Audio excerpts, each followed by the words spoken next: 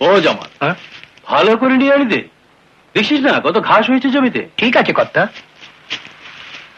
আরে বাহ, সব যে গ্রিন আর গ্রিন। ডাকতো বুড়োটাকে। এই ভুবন, কর্তা ডাকছেন। কি খবর মাল্লা বাবু? আসুন আসুন আসুন, নমস্কার।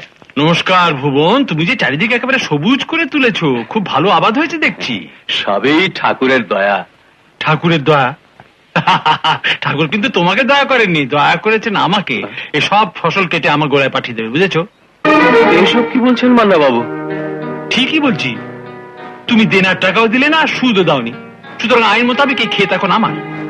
মাল্লা বাবু, 5 বছর হাড় ভাঙা মেহনত করে এই বাজার জমিতে এবার আমি ফসল ফলিয়েছি। আর 3টে মাস যেতে দিন, আপনার সব দেনা আমি মিটিয়ে দেব। এই কটা দিন আমাকে দয়া করুন মাল্লা বাবু। বেটা আমাকে শাসিয়ে যায় আর বাপ বলে দয়া করো। কেন, ওরা কিছু করেছে বুঝি? আমি ওর হয়ে মাপ চাইছি। ঠিক আছে, কিন্তু পিঁপড়ে পাখা গজায় মরবার আগে, এই কথাটা ছেলেকে বুঝিয়ে দিও। বুঝিয়ে দিও।